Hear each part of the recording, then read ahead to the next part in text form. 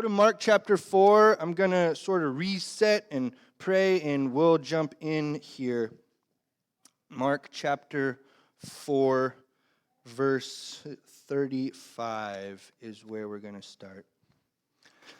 God, thank you for this morning as we dig into your written, breathed out, spoken word, compiled by humans but inspired by the Holy Spirit. God, would you open our ears that we may hear, our hearts that we may believe and be moved. Thank you that you are infallible in a world full of things that are not. That each day of our lives there is a gift that we can come to center ourselves on truth. So thank you for the Bible.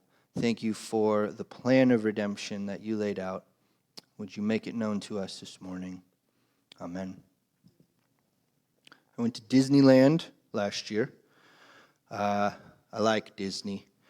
And we went, and this particular trip last year, we went on the Jungle Cruise. And I'm a nerd, so I've seen some of the Disneyland documentaries and stuff. But I don't know if you know this. All the Jungle Cruise pilots, I think they're called, the skippers, they basically get a menu of pre-approved jokes that they get to pick from.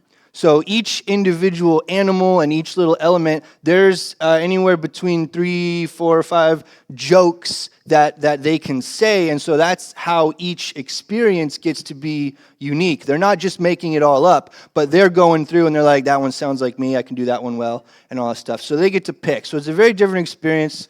All the sarcasm, all the humor, with one exception, and this is true. Every pilot is mandated to do the thing when there's that one point they drive around behind the waterfall. And they are required to say, I present to you the backside of water, right? That one is a must. But on our trip, he added something that I hadn't heard before. So they go, ladies and gentlemen, the backside of water. And then he starts going, O2H, O2H, O2H. I lost it. I thought that was hilarious. I love that joke. That's funny. I explained to the girls. They don't know why it's funny. They just knew that I thought it was funny. So, O2H, yeah, we're killing it. My goodness. Here's a dumb question, though. What's the most important part of water? Is it the oxygen or the hydrogen? That's a good answer. Yeah, there's not one. You can't separate it. Jesus is going to do something similar. I find I've been asked that question, and the Bible sort of prompts it when it comes to the idea of faith. And so the question becomes, what's the more important part of faith? What do you believe or what do you do? And again, it's a false question.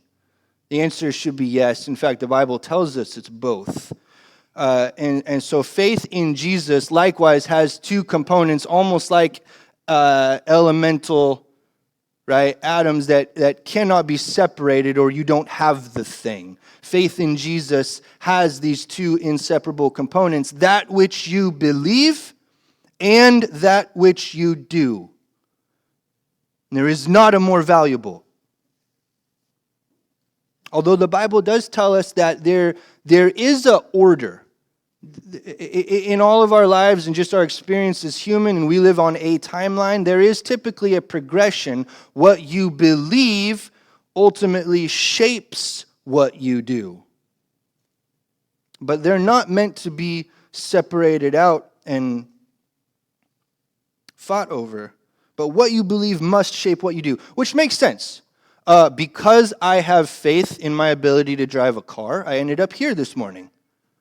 Because Reagan has faith that I will catch her, she'll jump off the couch.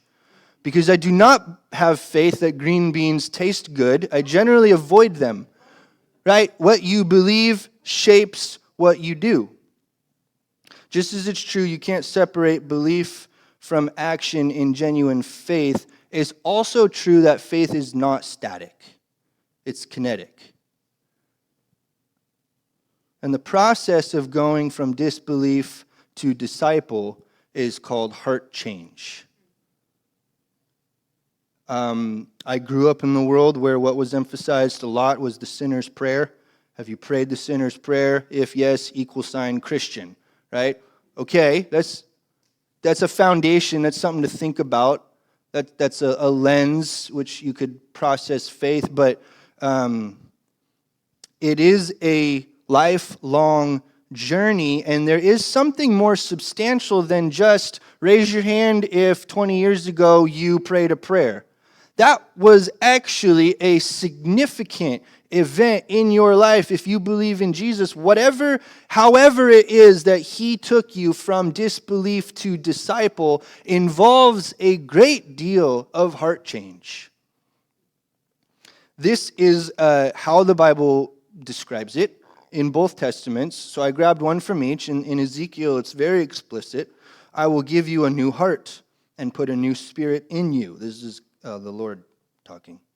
I will remove from you your heart of stone and give you a heart of flesh. And then a lot of similar language in the New Testament. The old has gone, the new has come. In fact, if you're a believer, you are in fact a new creation. Something has taken place. What was is not the same anymore.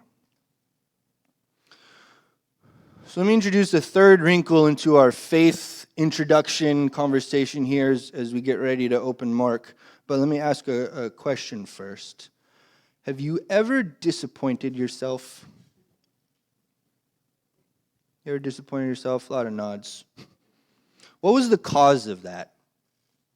And now you can start thinking immediately of specifics, right? I failed in this way, this thing I said or did, and that. But what's at the core of that? If you've ever disappointed yourself, which I have, I think we all have, it's when you've failed to live up to your own standards. There was a target, there was something that I believe I should know better, or should do better, or should speak better, or should not need help in this area by now. And whatever it was, that self-standard that you set, you fell short of that, and thus disappointment. The reason that happens to any of us spiritually, if you've ever disappointed yourself in your relationship with Jesus, or in your own faith, is because you have a target, a mindset, or an idea of who you want to be or who you're becoming. And you fell short of that. That's the way that Romans 3:23 describes it. For we all fall short of the glory of God. That's my objective. I want to live up to the standard of the glory of God, and I did not. The Bible calls that sin. Now, I don't know why you fell short. You probably do. And we all do so many different reasons. Maybe once I was afraid, and so I lied to save face. Maybe you're stuck in a sort of addiction. Or maybe there's a trigger that you've never dealt with, and then there's something happens, and then there's that self-reflection, and it's like, I don't even know how I got there.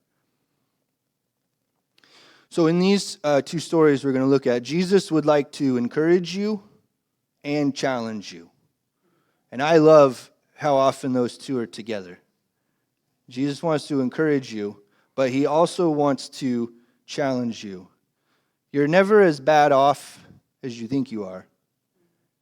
You're never quite as great as you might wish either. So everything I just set up is around one idea that Jesus' disciples demonstrate spectacularly while on a boat in the middle of the lake. Not a jungle cruise. But it's this one idea that growth is not linear. The disciples are the best examples, perhaps in human history, because of the great detail that we get that growth is not linear. You must commit to grow, or you won't. But even if you have committed, you will fail. But, and here's the encouragement, 2 steps forward and 1 step back is actually still 1 step forward. And if you do that 200 times with Jesus, you've gone 100 steps with Jesus. And that's a pretty good place to be. So I want to read, and if you're wondering why we're here, for the detailed people, we did skip this earlier. We skipped this small passage, and I'm going to combine them. There's two lake narratives. So the Sea of Galilee, Jesus crosses it. We already read what's on the other side of this in Mark chapter 5 with the legion, the man possessed by multiple demons. This is how he got there. But then there's a second lake narrative, and I found the correlation between these two stories so fascinating, I wanted to combine them. So this is what takes place the first time. That day when evening came, he said to his disciples, "Let us go to the other side of the lake." Leaving that crowd behind, they took him along just as he was in the boat. There were also other boats with him. A furious squall came up, and the waves broke over the boat so that it was nearly swamped. Jesus was in the stern, sleeping on a cushion. The disciples woke him and said to him, "Teacher, don't you care if we drown?" He got up, rebuked the wind, and said to the waves, "Quiet, be still." Then the wind died down, and it was completely calm. He said to his disciples, "Why are you so afraid? Do you still have no faith?" They were terrified and asked each other, "Who is this? Even the wind and the waves obey him." All right. Let me just start with this. One thing that people do often in these storm passages is kind of hyper-spiritualize them. You might have seen stuff like this. Jesus has power over the storms in your life. The Google is fantastic at this. Yes, this is true. But he also has power over this, a very real, literal storm. Interestingly enough, my 6-year-old just started using literally. Yeah, that was my reaction too. I asked her where she picked that up. She actually said it was one of your kids. I'm not mad, though. I thought it was really funny. But this is a literal storm. So let me ask, though, why would that matter? Because this is true. This preaches really good, right? Oh, you get the graphics. You get the Jesus has power over the storms in your life and all that good stuff. Except for this is not what is happening. This is not an emotional storm. This is a real storm. They are literally wet. So the benefit to not too quickly over-spiritualizing, at least what the disciples are encountering and what we're learning from them, this is not about them being sad or having a bad day at work or having some confusing relationships or being overstimulated. It's about being outmatched. That's the difference. They are overpowered by a force that does not care how good they've been last year. We just kind of got to witness that a month ago when the floods came through. If you were within flood danger zone, you were in danger regardless of how good a person you'd been the last year or not. Didn't matter. Here comes the water. So here is something that mankind does not have power over. And first thing that this demonstrates for us is that suffering has a really annoying tendency to disrupt trust. Suffering disrupts trust.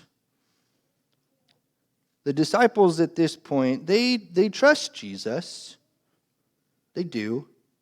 But because of his lack of action, they're starting to wonder if he cares. So that's the question down here. Teacher, and hear the heart of how that's phrased. Don't you care if we drown? It's that sort of rhetorical, like, we're pretty sure you care. So why does it not look like you care? It's that kind of question. Jesus, do you care that we're drowning? So here's what they're doing, and this is what we do too. When Jesus is active, isn't it really easy to see and to feel and to tell that he cares? When Jesus is active, it's a lot easier to believe some of these things.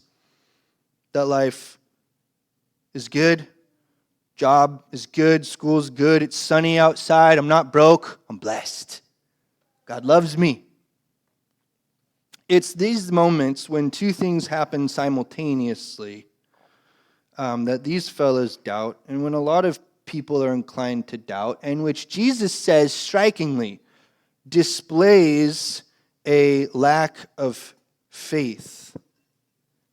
It's when they are overpowered and they perceive God's inactivity. When there's nothing that they can do, and it looks like there is nothing that God is doing, faith is now tested in a pretty significant way.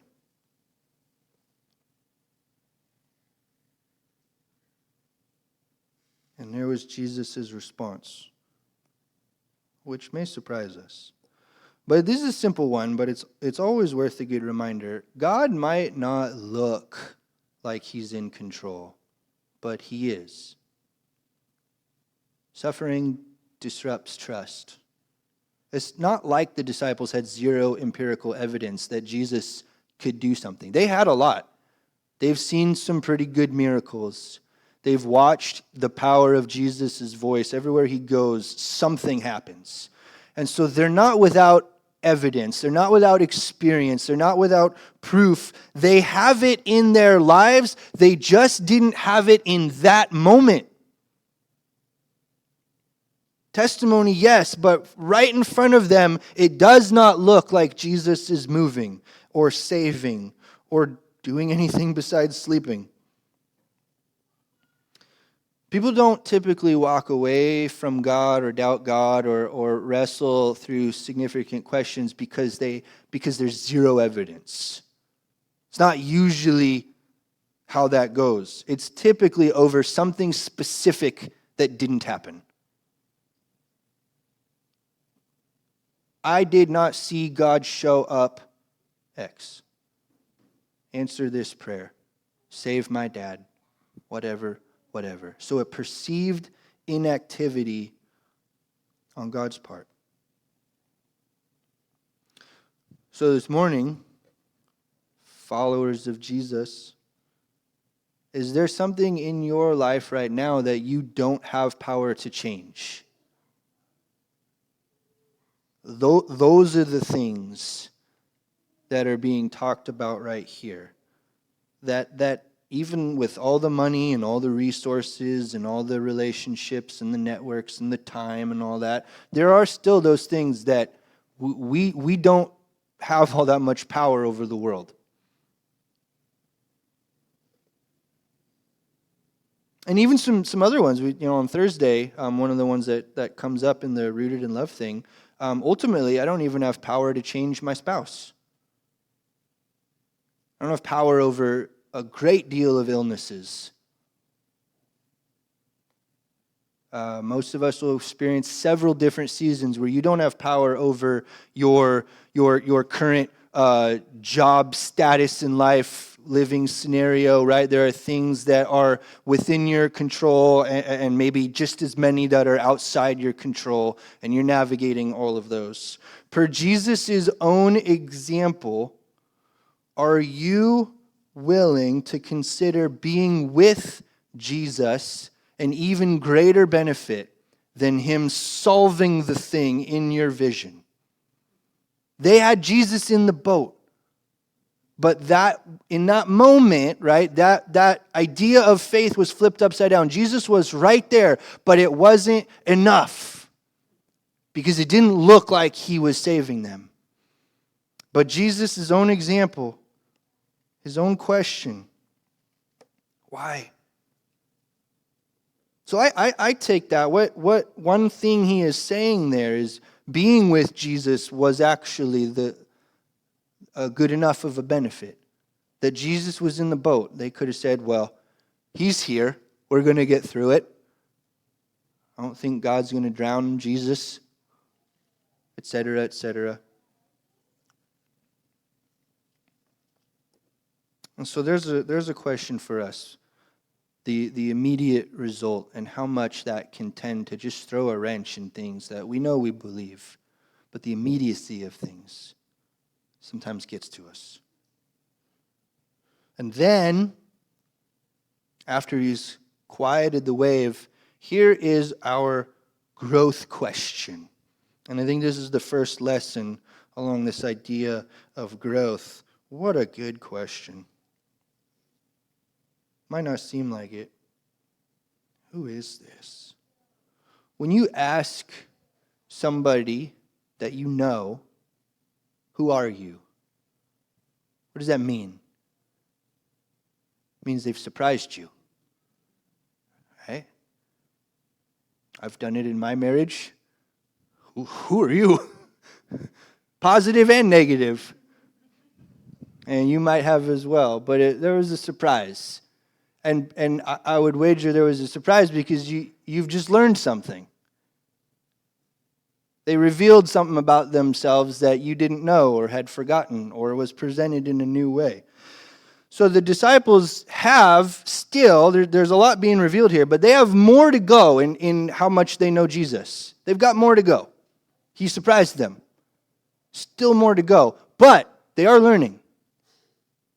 They are learning, and so there, I think, is the first thing for us. Growth comes through hardship. That's a very Christianese phrase. I get kind of sick of those, so let me just say it this way. Growth comes from things that are actually impossible. Growth comes in those moments when we are overpowered, when we're overmatched, when there's something that's bigger than us. And here's potentially the encouragement. They didn't like A+ this test, and they still learned. It was impossible. They were dependent on Jesus. They very much stumbled their way through that, and they come out of it learning something about Jesus. How true is that of many of us? Now I want to pop over to chapter 6 and look at the second storm. And we're going to keep building this picture out. The second storm itself, not as powerful as the first storm, but we actually get more out of it. So here it is from Mark chapter 6, verse 45 to 52. You probably just had to flip over maybe 2 pages. Immediately, Jesus made his disciples get into the boat and go on ahead of him to Bethsaida. By the way, was there enough space on this one? You ready for the worst little? Okay. So Israel's over here. This has a lot of different names. They're calling it Bethsaida right here, so we'll give it a B. In chapter 4, they called it the Decapolis. The other thing it gets called is the Gennesaret. That's because those are all cities over there. All right, so that's the confusion. So Mark 4 and Mark 6, they're going this way. Why do you need to know that? I have no idea. I just wanted to draw it for you. So that's what's happening. Both. So this way again. After leaving them, he went up on a mountainside to pray. Later that night, the boat was in the middle of the lake, and he was alone on land. He saw the disciples straining at the oars because the wind was against them. I want to pause there for a second because of what we just talked about in Mark 4. That sentence is very, very significant. Just like before, but this time Mark makes it obvious, Jesus sees your struggle. He knows and he cares. He saw the disciples straining at the oars because the wind was against them. Shortly before dawn, he went out to them, walking on the lake. He was about to pass them by, but when they saw him walking on the lake, they thought he was a ghost. They cried out because they all saw him and were terrified. We're going to come back to that line. Let's finish the narrative, and then we'll go back right there. Immediately, Jesus spoke to them and said, "Take courage. It is I. Don't be afraid." Then he climbed into the boat with them, and the wind died down. They were completely amazed, for they had not understood about the loaves. Their hearts were hardened. That will be very important, but here real quick. Jesus saw them, and then apparently, as it appears to us, Jesus was just going to walk right past them. This is not a joke. This is not a prank. Jesus is not a mean guy. This actually is an Old Testament reference. So just like the book of Revelation, but not as common, the better that we know our Old Testament, the more it helps us understand what Jesus is doing in the New Testament. So it's not a test to see if they could catch him. In both Exodus 34 and 1 Kings 19, God appears to two of his prophets. In Exodus, it's Moses. And in 1 Kings, it's Elijah. And we know this in the Old Testament from several different places, that God is not able to be seen just in all of it, right? Too much glory. And so prior to Jesus, God appears in different forms. And the language in both Exodus 34 and in 1 Kings 19 was that God caused his glory to pass by Moses, and he passed by Elijah. Those were not moments where they missed God. Those were actually two of the most powerful moments in the Old Testament where people got to see the glory of God. Okay? So it's not a near miss, it's actually full display. Jesus was going to pass by in all of his glory, just the way that God passed by and revealed his glory. So, how does that help us? Here comes Jesus, walking on water, doing what only God can do, in the full glory of God. Ah! It's a ghost! You do this too. Whenever your brain can't fully process what your eyes just saw, what do you say? What do you say? What was that? Right? I saw a thing, I know some of it, but like, what was that? Whether you're impressed or confused, what was that? And they don't know. God is not always so easy to understand, is he? There's just some times it's complicated. Are you curious at all, though, how the disciples didn't recognize Jesus? Even still, I don't know what glory water walking Jesus looked like that was different than regular on the ground Jesus. But you'd think like they might have guessed. Maybe guessed not ghost, but guessed Jesus. How did the disciples still not recognize him? That's going to get answered by this weirdness. What in the world? So we've been on the lake the whole time. We've been talking about miracles. We've been talking about the identity of Jesus. We've been talking about faith in the midst of struggles. All these really great things. And then Mark ends the second lake narrative. After Jesus climbs in the boat and the wind died down, they were completely amazed. That could have been a sentence. That could be a period right there, but it's not. For they had not understood about the loaves. Their hearts were hardened. Weird. The narrative before this, which starts in verse 30, Mark chapter 6, verse 30, that is when Jesus multiplies the bread and feeds 5,000. We didn't actually preach it in this series because I preached the John version just in the spring. So we already did this miracle when we were leading up to Easter, and Jesus, it's the same miracle, same narrative. So we didn't, 6 months later, I didn't feel like I had anything spectacularly new to say. But that's what has just happened. By the way, even though you may not have been here that Sunday, Fairly well-known miracle. Jesus feeds 5,000 people with bread. That happened. Then they got in the boat for this story. Jesus walks on the water. They don't see and recognize. And Mark says it has something to do with the previous miracle. They didn't understood about the bread. And he says their hearts were hardened.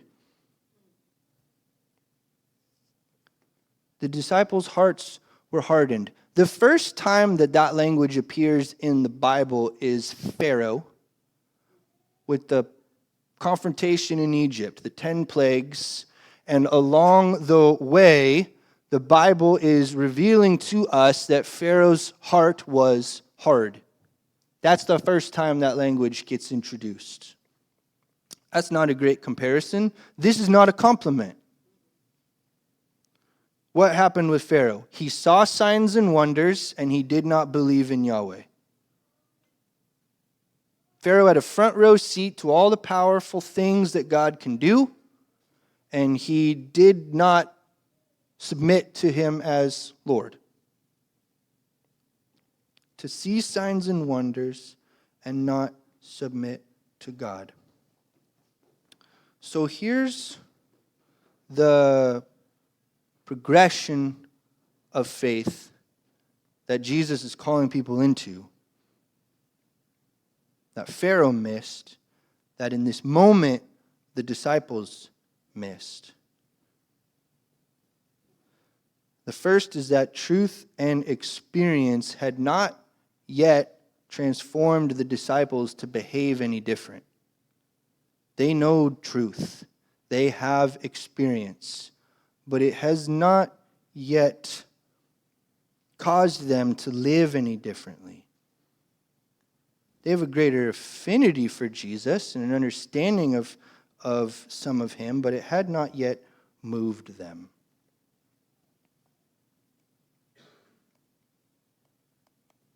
This is what I think we're talking about here. Brought this up earlier. So they have something that could be labeled belief in Jesus, but it didn't shape their actions yet. And because of that, Jesus asks them, do you still have no faith? So he sees this. Faith is belief that has shaped action. It is a logical impossibility to say, I believe in a thing that you will not take action on. The action betrays, or the lack of action, I guess, betrays the fact that you don't really believe in that thing. So belief has not led to shaped action. So what's with the bread? Well, Jesus has done miracles. Jesus is proving that he is the one sent by God. Jesus is proving that he has authority over the physical world. He's doing things that nobody has done. He's showing himself to be the Messiah, the promised one. And yet, in the moments of trial, the disciples still don't recognize him because they haven't gone from visual to ironclad trust. Yeah, Jesus can do that thing. I don't know if he can do this thing. And so, first thing that's revealed, truth and experience had not yet transformed the disciples to behave any differently. The second thing that is revealed here is faith is not an inevitable result of being around Jesus or being at church or having Christian friends. Faith does not just rub off. It doesn't just happen. No one was around Jesus more than the 12 disciples. And yet still, the faith is a battle. It is a conscious decision, and in both Lake narratives, we can add something. Faith is a conscious decision, more often than not, one made in the midst of uncertainty. I trust Jesus even though. I trust Jesus even still with questions. I trust Jesus even though I don't see the full picture. I trust Jesus even though there's still hurt.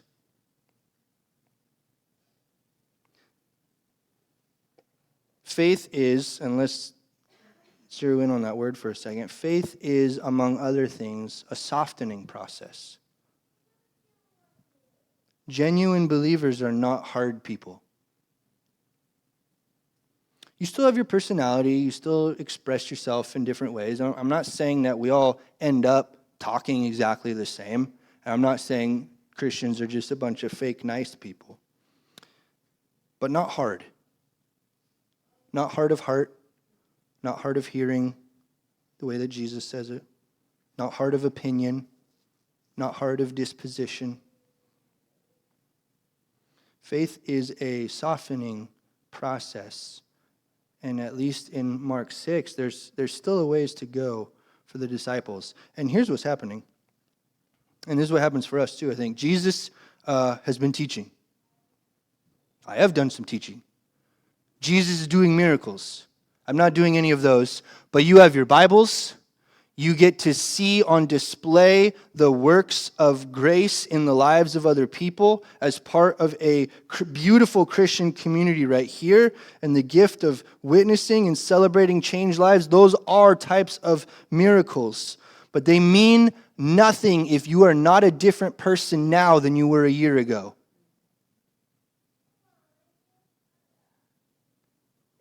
We must let truth and experience of Jesus Christ work its way into faith in Jesus Christ. And according to the Bible, faith has always some form of heart change component and action.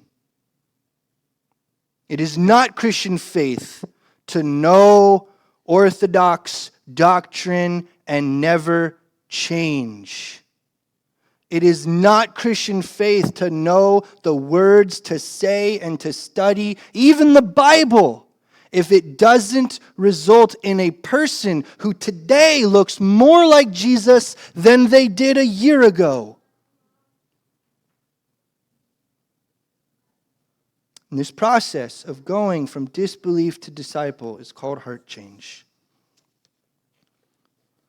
One way to test this, I promise this is going to get encouraging in a minute. But one way to test this, ask yourself, I'll ask you, but ask yourself, how have you changed in the last year? I've been reading a book, and I was convicted by the follow-up questions along this line in the book. So ask, how have you changed in the last year? You might say, all sorts of ways. Okay, cool, good start. Give me something. Well, it's too many to name. No, literally, pick one. In what specific way has your relationship with Jesus Christ made you a different person? Recently. Another way to ask it, have some fun with it. We ask kids all the time, what do you want to be when you grow up? Ask yourself, what do I want to be as a person, as a Christian, when I grow up? What do I want to look like? What types of Jesus-like characteristics might I strive for? I think this line occurred to me kind of in an interesting way. I told a story a couple weeks ago to some of our some people here. I told a story about a bunch of years ago, but the time when I was so angry, I threw a broom through a wall, like javelin style. It was cool. It's not a spear, so it didn't go through the wall. But there is definitely a broom-shaped hole in that wall. I thought it was cool. But I told that story, and the response was really interesting because people were surprised. I told that story. They were surprised that I had that in me. And I took that really as kind of a cool moment because that story doesn't surprise me. I don't know if it would surprise Lauren. I know I have that in me. But I also know of a very long journey of releasing anger and growing in different ways to the point where that story surprised some people. That's growth. I didn't know that was there. So, now we're going to make it encouraging in a similar way. Mark is being honest, both these stories. Mark is being honest. Mark is being brutally honest because, we haven't brought this up in a while, but scholars believe his primary source is the Apostle Peter. So in large parts of Mark, Peter gets to tell his story. And so Mark is revealing all of the details that we get. So do you realize what he's doing in writing this? Mark is writing this down. He's saying for all of recorded history, on behalf of the disciples, we were so scared and stubborn that we missed Jesus when Jesus was the most glorious Jesus looking like he'd ever been. And we missed it. We thought it was a ghost. That's how stubborn we were months into Jesus' ministry. We were scared of water, and we did not still know who Jesus was. That when he showed up looking like every one of us has prayed to see Jesus, he freaked us out.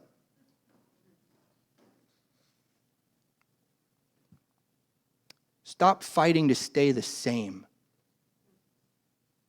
Surrender to this process that Jesus has you on of growth. Don't miss Jesus. So Mark is, for our benefit, being shockingly honest, but he's not a pessimist. Look what happens. So this is the next part of the narrative. The lake kind of is over, but here's verse 33. When they had crossed over, they made it. They landed at the Gennesaret and anchored there. As soon as they got out of the boat, people recognized Jesus.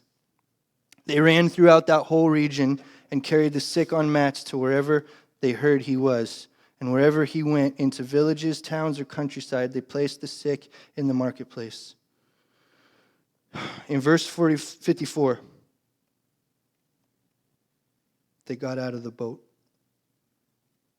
There is a ton of power and grace in that statement. They got out of the boat. And we should rejoice at what God can do. They got out of the boat. You guys are like, Tyler lost it. What is going on? I don't know how much time has passed between these two narratives. It's at least a few weeks between the first lake and the second lake. Would somebody with the Bible open read Mark 5, 1 and 2?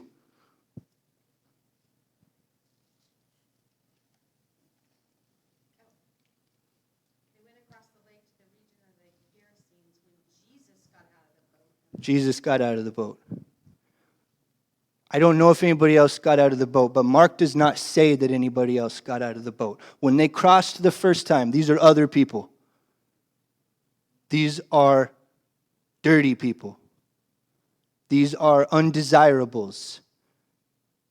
And it is not known, I think, based off the narrative, and we read that story when Jesus deals with the legion. The disciples are not part of that story, and Mark writes, Jesus got out of the boat. 3 weeks later, 5 weeks later, I don't know. Second time they come over, they got out of the boat.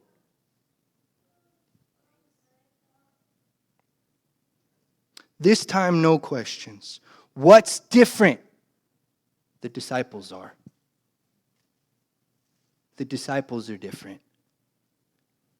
Now, this is really, really cool. Time with Jesus is transforming their hearts. And now they are growing. It is not better to be bitter, standoffish, cold, and distrusting.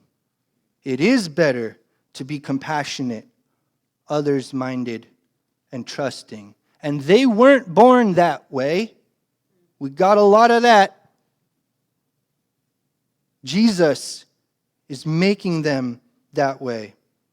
If you are a Christian in the room this morning, the evidence of that is a changed life. But take heart. You will fail. I will fail. Moments after the disciples just failed,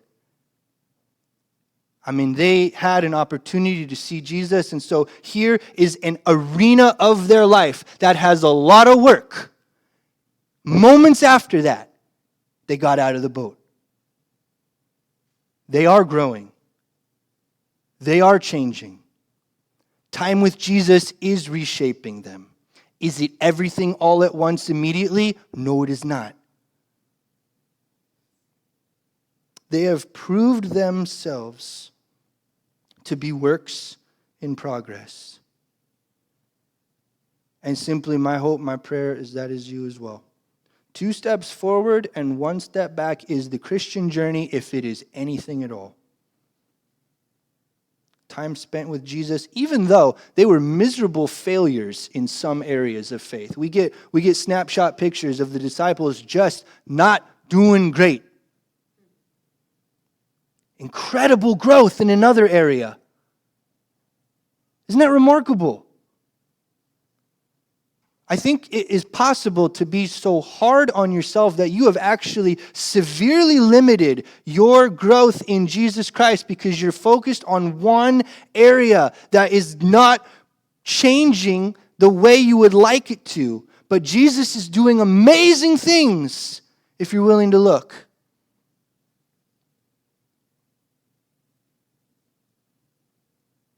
Time with Jesus. In some form of, and I don't know if your note people maybe write this down, but the different ways that we do that. In some form of discipline. Disciples had eyewitness to Jesus' prayer routine. In some form of service. They were with him as he took a break from normal to help other people. In some form of discipleship. That relationship was primarily question and answer. Jesus, what does this mean? What does this mean? What does this mean? Or in books. How will you commit this year to a growth process of some form? Getting knowledge that leads to heart change so that you too can get out of the boat. Let's pray.